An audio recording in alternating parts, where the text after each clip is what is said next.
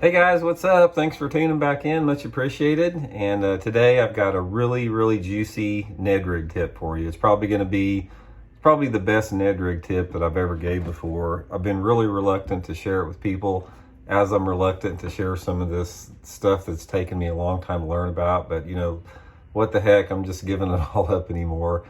So we'll try to get through it here. Again, there's always something going on here at the house, noise-wise. They're out trimming trees in front of the house now, so they've got a chipper out there and a chainsaw. It's always something going on. It's the dog barking, the neighbor mowing, crotch rocket motorcycles. We have got to get moved out to the country here. So, but anyway, let's get into this Ned Rig deal a little bit here. Ned Rigs, like I said, if you guys aren't fishing them, you got to start fishing them. They are one of the most effective bass catchers that there are, period. They catch big fish. They catch numbers of fish. It's just a great lure to catch them with. And how I really got on this particular thing was actually at a tournament, practicing for a tournament at Lake St. Clair. And my stepson Owen sort of figured this out a little bit, and you know, based upon fishing out the back of the boat, I'm going to share with you what him and I both figured out here. But anyway, let's talk a little bit about the main just the average Ned Rig.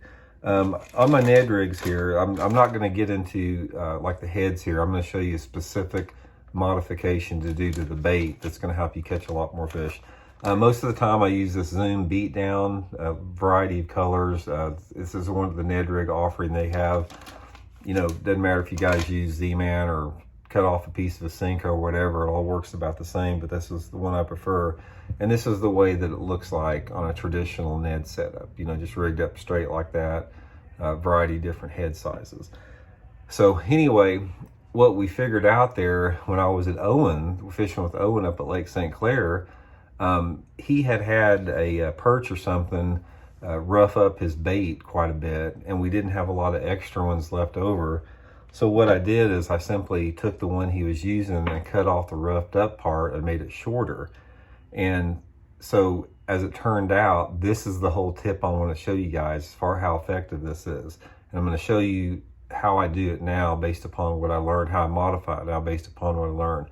I'll take the beat down just like this. And of course, you know, I'll rough the tail up on it like I do on a lot of them. And this is really key, guys. You know, if you guys see me roughing up all my plastics, you know what I do with it. It gives it a different look. Brings the salt out more, gives it a different color that you can't get off the factory. So what I'm gonna do is I come down behind the egg sac and I'm cutting this thing off where it's about like that. A little length on it. Taking my head on, and it's so critical, guys, when you're rigging Neds, you've got to get them on perfectly straight. They're hard to get on because most of the time, if you don't get them on perfectly straight, they don't set right, and they have got to set right. They've got to set absolutely perfect to be effective on there. So you want them straight. And that's the way the setup is like this. This is the tip, guys, right here. Here's the difference I want to show you guys. This is how everybody fishes their Neds like this. This is the modification based upon what Owen and I learned up there. It's about half the length. It's roughed up.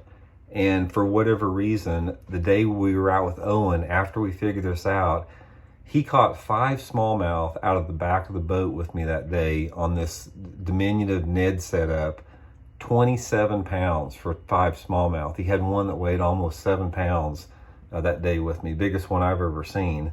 And he was catching a few on the regular setup, but once he went down to like this, he just started killing it. This particular setup right here, really effective anytime you're fishing around Clearwater situation. If a lake's got a lot of smallmouth, a lot of spotted bass in it, it's highly effective. It's a simple modification. Basically, you're just cutting a Ned Rig down to like 1.5 inches.